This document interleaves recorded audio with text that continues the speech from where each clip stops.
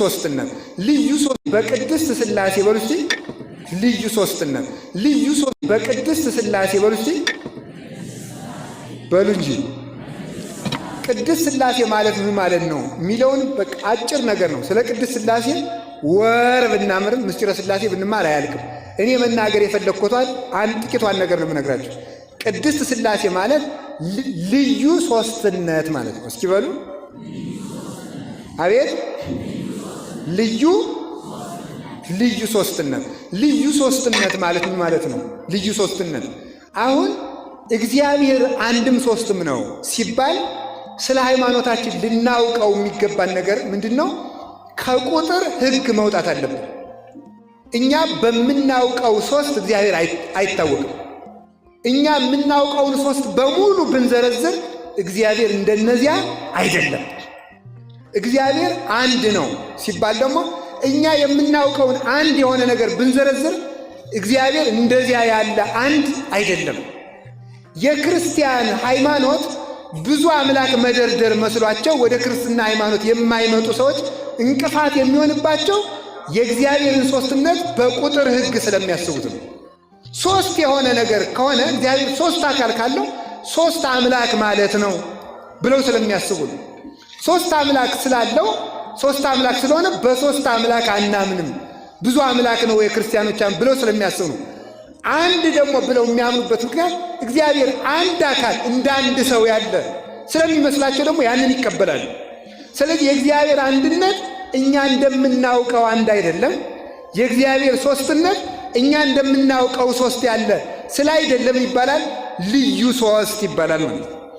እኛ የምናውቀው ሶስት ካልተጨፈለቀ በቀር አንድ መሆን አይችልም።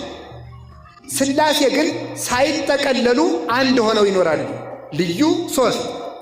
እኛ የምናውቀው አንድ ካልተከፈለ በቀር ሶስት መሆን አይችልም፣ ወይም ካልተቆረጠ በቀር። ሥላሴ ግን ሳይከፈሉ አንድ ሆነው ይኖራሉ። ሳይከፈሉ አንድ ሆነው ይኖራሉ፣ ሳይጠቀለሉ ሶስት ሆነው ይኖራሉ። ስለዚህ ስለማይጠቀለሉ ሶስት ከሆኑ ነገሮች ሁሉ ልዩ ሶስት፣ ሳይከፈሉ ሶስት መሆን ስለሚችሉ የማይከፈሉ ልዩ አንድ። ስለዚህ እግዚአብሔር ልዩ አንድ ነው፣ ልዩ ሶስት ነው ማለታችን ነው። ስለዚህ እንዲህ ብሎ ይናገራል፣ ሰማይ ከምድር እንደሚርቅ እንዲሁ ከሐሳባችሁ ሐሳቤ ከሐሳባችሁ ይርቃል ይላል ትንቢተ ኢሳይያስ ምዕራፍ 55 ላይ ሲናገር፣ ሰማይ ከምድር እንደሚርቅ ሐሳቤ ከሐሳባችሁ እንዲሁ ይርቃል። ቅዱስ ጳውሎስ ከክርስቶስ መስቀል የወጡትን ሰዎች ሲወቅሳቸው ፊልጵስዩስ ምዕራፍ 3 ላይ ሲናገር ሐሳባቸው ምድራዊ ነው ብሎ ይናገራል። በምድር ሐሳብ የእግዚአብሔር ሐሳብ አይታወቅም። የእግዚአብሔር ሐሳብ የሚታወቀው በእግዚአብሔር ነው። የሃይማኖት ዕውቀት ከእግዚአብሔር በእግዚአብሔር ወደ እግዚአብሔር የሚያደርስ ነው ይላሉ ሊቃውንት። እንዲያውም ምን ይላሉ አባቶቻችን? ጌታችን ኢየሱስ ክርስቶስ ሲናገር ምንድን አለ? እኔ መንገድ ነኝ ብሏል። እኔ ምንድን ነኝ አለ? እኔ መንገድ ነኝ። ምን ማለት ነው ብለው ሲናገሩ ሊቃውንት ይህን ሲተረጉም ይላሉ እግዚአብሔር የሚታወቀው በእግዚአብሔር ነው ማለቱ ነው ይላሉ። እግዚአብሔር በማን ይታወቃል? በሉ እንጂ እግዚአብሔር በማን ይታወቃል? በእግዚአብሔር። ስለ እግዚአብሔር ከተናገረው ውጪ ማወቅ አይቻልም። እግዚአብሔርን ለማወቅም እግዚአብሔር ያስፈልጋል። በእግዚአብሔር መሪነት፣ በእግዚአብሔር ንጹሕ ልቡና ሰጭነት፣ በእግዚአብሔር ጥበብ ገላጭነት እግዚአብሔር ይታወቃል። ወደ እኔ ለመድረስም እኔው ነኝ የማደርሳችሁ ማለት ነው። ይህንን ራሱ ሲናገር ልንገራችሁ። የማቴዎስ ወንጌል ምዕራፍ 11 ላይ ሲናገር እንዲሁ ላይ ይናገራል። እንዲህ አለ፣ አልቦ ዘየአምሮ ለአብ ዘእንበለ ወልድ ባሕቲቱ ወአልቦ ዘየአምሮ ለወልድ ዘእንበለ አብ ባሕቲቱ። አብን ከወልድ በቀር የሚያውቀው የለም፣ ወልድን ከአብ በቀር የሚያውቀው የለም። ወለዘፈቀደ ወልድ ይካስት ሎቱ። ነገር ግን አብና ወልድ መንፈስ ቅዱስ እርስ በርሳቸው ብቻ ተዋውቀውበት የሚኖሩትን የነሱን የህላዌ ምስጢር ያናዋር ምስጢር ወልድ ለፈቀደው ይገልጥለታል። ለፈቀደው ማለት እሱ ለወደደው ከሰጠ እሱ ካልፈቀደ አላገኘውም ማለት ነው ወይ? ማለት እሱ የሚፈቅደው ፈቃዱን ለመቀበል ለተዘጋጁ ሰዎች ነው። ሰው ልቡን በከፈተ መጠን እግዚአብሔር የምስጢር በር ይከፍታል። ሰው ልቡን በዘጋ መጠን እግዚአብሔር የምስጢር በር ይዘጋበታል ማለት ነው። ምስጢር መንፈስ ለመንፈሳውያን ይገለጣል። እግዚአብሔር መንፈስ ነው። እስመ እግዚአብሔር መንፈስ ውእቱ እንዳለ ራሱ እግዚአብሔር መንፈስ ነው። እግዚአብሔር መንፈስ ስለሆነ ሥጋ ለሆኑ ሰዎች የእግዚአብሔር ነገር አይገለጥም። እግዚአብሔር ሰማያዊ ስለሆነ ምድራዊ ለሆኑ ሰዎች አይገለጥላቸውም። መንፈስ የሆነውን እግዚአብሔር በመንፈስ ይታወቃል። መንፈሳዊነት ለእግዚአብሔር ዕውቀት አስፈላጊ ነው። ስለ እግዚአብሔር ወደ እግዚአብሔር የሚያደርስ መንገድ ነው ይባላል። እግዚአብሔር ወደ ራሱ የምንደርስበት መንገድ ነው። እግዚአብሔር ወደ ራሱ የምንሄድበት መነሻችን ነው። እምኀበ እግዚአብሔር ይጸንዕ ኅብረቱ ለሰብእ እንዲል ቅዱስ ዳዊት የሰው ጎዳናው ከእግዚአብሔር ከተነሳ ይቀናል ብሎ እንደተናገረ እግዚአብሔር ወደ ራሱ የምንደርስበት መንገድ ነው። እኔ መንገድ ነኝ ብሎ እንደተናገረ እግዚአብሔር መጨረሻ የምንደርስበትም ሀገራችን ነው። እስመ ዘባቤሁ የዐርፍ ነጽሮተ ኩሉ ነባብያን የነባብያን የሰዎችና የመላእክት ዕውቀት የሚያበቃው እሱን በማየት ነው ይላል አረጋዊ መንፈሳዊ። እሱን በማየት የሰው ዕውቀት ይፈጸማል። እሱን በማወቅ የሰው ዕውቀት ያልቃል። እሱን ባለማወቅ የሰው ዕውቀት ያልቃል። እሱን ባለማወቅ እግዚአብሔርን ሳናውቀው ስናውቀው እንኖራለን። እያወቅነውም ላናውቀው እንኖራለን። የፈቀደውን ያህል እናውቀዋለን፣ ያልፈቀደውን አናውቀውም። ራሱ ብቻ የሚያውቀውን ለራሱ እንተውለታለን። በብሉይ ኪዳን በመጽሐፍ እንደሰማነው ተደጋጋሚም ሰምታችሁት ይሆናል ይሄን ቃል። እኔም እዚሁ ቦታ ላይ ስናገረው አስታውሳለሁ። በብሉይ ኪዳን በጉ መሥዋዕት ሲቀርብ እስራኤል በጉን እንዲበሉ ከታዘዙ በኋላ የበጉን ሥጋ ከበላችሁ በኋላ አታሳድሩት፣ እስከምትጠግቡ ብሉ፣ የተረፈውን ግን በእሳት አቃጥሉት ተብሎ ተነግሯል። ታዘዋል እስራኤል። በኦሪት ዘሌዋውያን ላይ ያለ ዘጸአት ላይም ይሄ ተነግሯል። ለሙሴ ታዟል። በጉን በልታችሁ የመሥዋዕቱን በግ የተረፈውን በእሳት አቃጥሉ። ያወቃችሁትን ያህል አውቃችሁ ከሃይማኖት የተረፋችሁን የተማራችሁትን ተምራችሁ የቀረውን እግዚአብሔር ያውቃል በሉ። እግዚአብሔር ያውቃል በሉ። የእውቀት መጨረሻው ምንድን ነው ሊባሉ ሊቃውንቱ አንተ ራስህን ታውቃለህ ነው ይላሉ። ለሊከ ትጠይቅ ርእሰከ እግዚአብሔርን ማን ያውቀዋል ሲባሉ ራሱን ያውቃል ብሎ ማረፍ የእውቀት መጨረሻ ይባላል ማለት። ስለዚህ ተመልከቱ፣ ስለ እግዚአብሔር አውቃለሁ እንደማለት ያለ ድፍረትም የለም። እግዚአብሔርን የማውቀውን እንደ አባትነቱ አውቀዋለሁ፣ እንደ ባህሪው ግን አላውቀውም ብሎ ዝም ማለት ነው። ይህንን ማወቅ ይገባልና እግዚአብሔር ከዚህ ዓለም አንድ ከዚህ ዓለም ሶስት ልዩ ነው። አኮ ዘንብል ሰለስቱ ከመ አብርሃም ይስሐቅ ወያዕቆብ ሶስት ባለው ጊዜ እንደ አብርሃም እንደ ይስሐቅ እንደ ያዕቆብ የምንለው አይደለም። ወይም እንደ ጳውሎስ እንደ ጢሞቴዎስ እንደ ስልዋኖስ የምንለው አይደለም። ለአብርሃም ለይስሐቅ ለያዕቆብ የአካል የስም የግብር ሶስትነት አላቸው። የባህሪ የህልውና የፈቃድ አንድነት ግን የላቸውም። ወይም ደግሞ በአንድ ዙፋን ላይ እንደተቀመጡ እንደ ሶስት ነገስታት የምንለው አይደለም። ሶስት ነገስታት በአንድ ዙፋን ተቀመጡ እንጂ አንዱ በአንዱ ውስጥ የለምና አብ ግን ለወልድ ለመንፈስ ቅዱስ ልብ፣ ወልድ ለአብ ለመንፈስ ቅዱስ ቃል፣ መንፈስ ቅዱስ ለአብ ለወልድ እስትንፋስ ሆኗቸው አንዱ ህልው ሆኖ በሌላው አለና ከዚህ የተነሳ ከሶስት ነገስታትም የተለየ ሶስት ነው። ወይም ደግሞ ሶስት መስፈሪያ ዱቄት በአንድ ተጋግሮ አንድ ዳቦ እንደሚሆንም አይደለም። ያም ደግሞ ስንቆርሰው ስለሚቆረስ መከፈልና መጠቅለል አለበት። ሶስት ነበር፣ ስንጋግረው ተጠቀለለ፣ ስንቆርሰው ደግሞ ተከፈለ። ለሥላሴ ግን ይሄ የሌለባቸው ስለሆኑ ምን ብለን እናምናለን ማለት ነው? ልዩ ሶስት። ከዚህም የተለየ ለፀሐይ ሶስትነት አለ፣ እሳት፣ ሙቀት፣ ብርሃን። ግን ደግሞ የተጠቀለለ ነው። አንድ አካል አንድ የተጠቀለለ ክብ አካል ነው ያለው።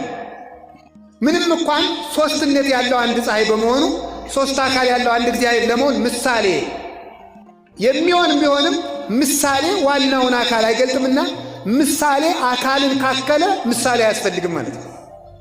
ምሳሌ ዋናውን ነገር ይመስላል እንጂ አይመስልም። ምሳሌ መምሰል የተባለ እኮ መሆን ስላልሆነ ነው። ፀሐይም መሰለች እንጂ አትሆንም። እንደ ፀሐይም አይደለም፣ መጠቅለል አለባትና። ግን ፀሐይ የተሻለ ምሳሌ ነው። ወይም ደግሞ እንደ ባህርም አይደለም። ውከት እርጥበት አለው፣ ስፋት አለው። አንድ ባህር እንለዋለን። አብ ወልድ መንፈስ ቅዱስን አንድ አምላክ እንላለን። ከዚህም ደግሞ የተለየ ይህም መጠቅለል አለበት። ምንም እንኳን ለሶስትነቱ ለአንድነቱ ማስረጃ ቢሆን መጠቅለል አለበት። የተሻለ ምሳሌ የሚባለው የሰው ነፍስ ነው። ልብ አለው፣ ቃል አለው፣ አንድ እስትንፋስ አለው፣ አንድ ነፍስ ይባላል። አብ ወልድ መንፈስ ቅዱስ አንድ አምላክ ይባላል። ያም ሆኖ ግን አንድ ነፍስ ስለሆነች መጠቅለል አለባት። ይህም ደግሞ የቀረበ ምሳሌ ተብሎ ነው። ይሄም ደግሞ ያነሰ ነው። ስለዚህ እንዴት ነው ቢባል የሥላሴን ሦስትነት ማወቅ ስለማይቻል እኛ የምናውቀው በእምነት ብቻ ስለምናውቀው ለራሱ ትተን ልዩ ሦስት ብለን እናምናለን። እስኪ ልዩ ሦስት በሉ። ምን አላችሁኝ? እንደገና ደግሞ በሉ። ወይም ደግሞ አንድን ልብስ ሦስት ሰዎች እንደሚለብሱትም አይደለም፣ እንደዚያም ደግሞ አይደለም። በአንድ ጌትነት ይኖራል ማለት ጌትነት የሚባለው እንደ አንድ ልብስ ሦስት ሰዎችን ሽፍን እንደሚያደርግ አይደለም። የሦስቱ ተገናዝቦ ነው። የአብ በሌላው መኖር፣ የወልድ በሌላው መኖር፣ የመንፈስ ቅዱስ በሌላው መኖር፣ ለራሳቸው ግዛት አለመከፈሉ፣ ዘመን አለመከፈሉ፣ መንበር አለመከፈሉ፣ ዕውቀት አለመከፈሉ፣ ብርሃን አለመከፈሉ፣ ቅዳሴ አለመከፈሉ፣ ስብሐት አኮቴት አለመከፈሉ፣ ጥበብ አለመከፈሉ፣ ኃይል አለመከፈሉ፣ ዘላለማዊነት አለመከፈሉ፣ ጌትነት አለመከፈሉ፣ ስልጣን እንዲህ ያለው ሁሉ አለመከፈሉ አንድ ቢያሰኝም ግን አንድ ስንል ግን አንድ ልብስ እንደሚለብሱ ሦስት ሰዎች ማለታችን አይደለም። ወይም በአንድ ምስማር እንደተያያዙ ሦስት እንጨቶች ማለት አይደለም። ወይም በአንድ ገመድ እንደተሳሰሩ ሦስት ሰዎች ማለት አይደለም። ከዚህ ሁሉ የተለየ ስለሆነ ልዩ ሦስት በሉ እንጂ ልዩ አንድ በሉ። ደግሞ ልዩ ሦስት ነው ግን አይካፈልም። ወይም አገዛዛቸው የራሱ አብ ወልድ መንፈስ ቅዱስ አብ ምስራቁን፣ ወልድ ሰሜኑን፣ መንፈስ ቅዱስ ደግሞ የቀረውን አቅጣጫ በመግዛት አይደለም። አንዱ ባለበት ዓለም አንዱ መልቶ ሲኖር አንዱ ለአንዱ ቦታ አይለቅም። አብ ባለበት ዓለም ወልድ መንፈስ ቅዱስ ሲመሉበት ለወልድ ለመንፈስ ቅዱስ ቦታ አይለቅም፣ ባለበት ዓለም ይመላል። ወልድ በመላበት ዓለም አብ መንፈስ ቅዱስ ሲመሉ ወልድ ለሁለቱ ቦታ አይለቅም፣ ባለበት ዓለም እሱ እንዳለ ሳይጨመሩ ሳይጨፈለቁ ሳያድሩ ይመሉበታል። መንፈስ ቅዱስ በመላበት ዓለም አንድ ምላት አላቸው ማለት። ስለዚህ ተመልከቱ፣ በአንድ ምላት፣ በአንድ እውቀት፣ በአንድ ቃል ይናገራል። ሦስት ልዩ አካል ያለው በአንድ ቃል ይናገራል ማለት ነው። ሦስት ሰዎች አለን አይደል? ሦስት ሰዎች ስንናገር አንድ አይነት ቃል ብንናገር ግን የምንናገረው ግን በስንት አፍ ነው በሉ እንጂ። ሥላሴ በአንድ ቃል ይናገራሉ የሚለውን ታውቁታላችሁ? እኔ ያላውቀው፣ እናንተ ታውቁት ከሆነ ንገሩ። እኔ ያላውቀው። ስለዚህ ይሄ ነው ልዩ አንድ። ሦስት አካል ያለው በአንድ ቃል መናገር ምን ማለት ነው?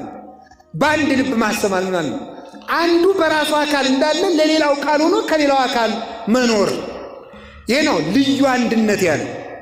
በእናንተ ቃል እኔ አልናገርም፣ የእናንተ ቃል እናንተው ነው ያለው። ከተናገራችሁት በኋላ ጥሩ የሆነ የተቆረጠ ቃላችሁ ጆሮዬ ውስጥ ወርጎ ልቤ ጽፎት እንደገና መልሼ ልናገረው ይችላል። በእናንተ ምላስ በእናንተ አንደበት ግን አልናገርም። ብዙ ቃል ነው ያለው። በእናንተ ልብ እኔ አላስብም። በአብ ልብ ወልድ ያስባል፣ መንፈስ ቅዱስ ያስባል። ልዩ አንድ። በእናንተ ነፍስ እኔ አልኖርም።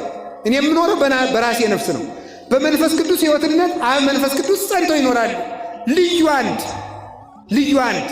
በአንድ ልብ የሚያስብ ግን ሦስት አካል፣ በአንድ ቃል የሚናገር ግን ሦስት አካል፣ በአንድ እስትንፋስ ሕያው ነው የሚኖር ግን ሦስት አካል፣ አንድ ግዛት ያለው ግን ሦስት አካል፣ አንድ መንበር ያለው ግን ሦስት አካል፣ አንድ እውቀት ያለው ግን ሦስት አካል፣ አንድ ብርሃን ያለው ግን ሦስት አካል፣ አንድ ምስጋና የሚመሰገን ግን ሦስት አካል፣ አንድ ኃይል ያለው ሦስት አካል።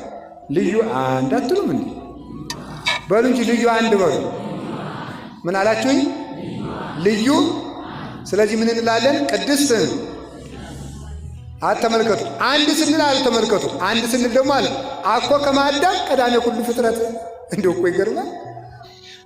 አንድ ስንለው ደግሞ እንደ አዳም አይደለም፣ አንድ ፊት ማለታችን አይደለም ማለት አንድ ስንለው አላ ተመልከቱ። በሰለስቱ ግጻዌ ባህዱ ህላዌ በአንድ ባህሪ ሦስት አካል ነው እንጂ ሦስት ፊት ነው እንጂ ሦስት መልክ ነው እንጂ። በዚህ የተነሳ ምን እንለዋለን እንላለን። ከዚህ የተነሳ አንድ ባለው ጊዜ እንደ አዳም አይደለም፣ ሦስት ባለው ጊዜ እንደ አብርሃም፣ እንደ ይስሐቅ፣ እንደ ያዕቆብ አይደለም። ልዩ አንድ ነው፣ ልዩ ሦስት ነው። ሦስትነት ያለው አንድ፣ አንድነት ያለው ሦስት። ህቡራን እንበለተ ሌልዮ ሊሎያን እንበለተ ድምርት የማይጨፈለቁ አንድ የማይጠቀለሉ ሶስት ስለሆኑ ልዩ ሶስት እንላቸዋለን። እስኪ ልዩ ሶስት በሉ ልዩ አንድ በሉ። ስለዚህ ከዚህ በኋላ ሰው ስለ ሃይማኖታችሁ ስለ ሃይማኖታችሁ የምታምነው ማንን ነው? አብ ወልድ መንፈስ ቅዱስ። አብ ወልድ መንፈስ ቅዱስ ስንት ናቸው? አብ ወልድ መንፈስ ቅዱስ አንድም ሶስት ነው። ኧረ ግራ የተጋባ እምነት ነው ይሄ ሊላችሁ ይችላል። እንዴት አንድ ነገር ሶስት መሆን ይችላል ይላል። በሉ ጠይቅ። እንዴት አንድ ነገር በሉ። እሺ እኛ እኮ ነገር አላልንም። ማን ነው ይችላል ያለው? ነገር አይችልም። አሁን አንድ ነገር ሶስት መሆን አይችልም። አንድ እግዚአብሔር ግን ሶስት መሆን ችሏል። ነገር አይችልም። ፍጥረት አይችልም። አሁን አንድ ፍጥረት ሶስት መሆን አይችልም። አንድ እግዚአብሔር ግን ሶስት ሆኖ መኖር ለሱ ይቻለዋል ባይሉን። አዎ ለፍጥረት አንድ አይቻልም፣ ለእግዚአብሔር አንድነት ግን ይቻላል። እንዴት ሶስት ነገር አንድ መሆን ይችላል? አዎ ሶስት ነገር አይችልም፣ ሶስት ፍጥረት አይችልም። ሶስት አካል ያለው እግዚአብሔር ግን አንድ መሆን ተችሎት ይኖራል። ለሱ ብቻ ይቻለዋል። የብቻው የሆነ ባህሪ ከሌለው እግዚአብሔር ከኛ መብለጡ በምንድን ነው? እግዚአብሔር እኔ በማውቀው ነገር ሁሉ ሰፍቼ እንደ ልብስ ከለበስኩት እግዚአብሔርን እኔ ከለካሁት ልዑል እግዚአብሔር መባሉ ምን ላይ ነው? ልዑል እግዚአብሔር ያሰኘው መንክር እግዚአብሔር ያሰኘው እኮ ከኛ አይምሮ በሆነ ውጭ በሆነ አኗዋር ስለሚኖር ነው። ልናውቀው በማንችል ባለማወቅ ተሸንፈን በምንኖርበት እውቀት ስለሚኖር ነው እግዚአብሔር። ልዩ ሶስት ልዩ አንድ ልዩ ሶስት የሆነ እግዚአብሔር ሁላችንም ይጠብቀን። አሜን በሉ። እስቲ ቅድስት ሥላሴ በሉ። ደግሞ ምን አላችሁ? ቅድስት ማለት ጽኑ። እስኪ ጽኑ በሉ። ልዩ፣ ክቡር፣ ንጹሕ። ስለዚህ ቅዱስ እግዚአብሔር ቅድስት ሥላሴ ስንል ማለት ነው ንጹሕ ሥላሴ። እስኪ ንጹሕ ሥላሴ በሉ። ጽኑ ሥላሴ፣ ክቡር ሥላሴ፣ ከዚያስ ልዩ ሥላሴ በሉ እንጂ። ልዩ ሥላሴ ከሶስት ከተመልከቱ ከአጋንንት ከአማልክት የተለየ ልዩ ሶስት የምንለው ነኪር እማማልክት ሐሰት ከሐሰት አማልክት የተለየ በእውነት የሚመለክ በእውነት ሊመለክ የሚገባው ስለሆነ ምን ይባላል? የተለየ ንጹሕ በእውነት ይገባዋል። ለሱ ጽኑ መሆን ይገባዋል። ሰውን ይላሉ አባቶቻችን ኃያል ቢሉት ሲደክም ይገኛል ይላሉ አባቶቻችን። ንጹሕ ሲሉት ሲረክስ ይገኛል። አዋቂ ቢሉት ሲደነቁር ይገኛል። ባለጤና ቢሉት ሲደክም ይገኛል። ውብ ቢሉት ሲጎሰቁል ይገኛል። እግዚአብሔር ግን ያው እግዚአብሔር ስለሆነ ምን ይባላል? ጽኑ ይባላል። የማይለወጥ ማለት ነው። ስለዚህ ቅዱስ ዳዊት ይህን በምን ቃል እንደገለጠው ታውቃላችሁ?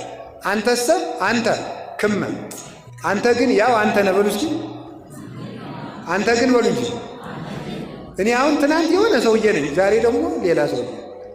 ቀጥዬ ደግሞ አሁን ለምሳሌ አባ ነው፣ ኋላ ዳባ አሁን እንደሆነ የሚያውቀው እግዚአብሔር ነው። ምን ደግሞ ሰው እኮ ይገርማል እኮ ሰው ይለዋወጣል ማለት ነው። ማለዳ መልአክ ማታ ሰይጣን እንሆናለን። ማለዳ ሰው ማታ ውሻ እንሆናለን።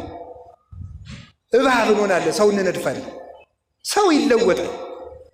ሰው አይመስገን እኮ የተባለ ስለዚህ ነው። ተመስግኖ እንደ ተመሰገነው ሳይሆን ስለሚገኝ ማለት ነው። ስለሚገኝ ሰኞ አመስግነ ነው ማክሰኞ ሌላ ሆኖ ስለምናገኘው እግዚአብሔር ሁልጊዜ ስለማይለወጥ ልዩ ጽኑ ይባላል። እስኪ ልዩ ጽኑ በሉ። ምን አላችሁኝ? ልዩ ጽኑ። ለምንድን ነው ልዩ ጽኑ የሆነው? ከሌላ በተገኘ ነገር የጸና ስላልሆነ ነው። ጽናቱ የራሱ ስለሆነ እሱ ብቻ ጽኑ ተብሎ ይነገርለታል። ሌላው ግን በሌላ ስለሚጸና የሚያጸናው ሲለየው ጽናቱ ይቀራል፣ ይፈርሳል። እግዚአብሔር ልዩ ጽኑ ነው። እግዚአብሔር ልዩ ንጹሕ ነው። ታግሶ የሚያሳድገን እግዚአብሔር የተመሰገነ ይሁን። ስለዚህ ምንላቸው እንዳለ ቅድስት ሥላሴ ሁላችንንም ያሳድጉን። ወስብሐት ለእግዚአብሔር።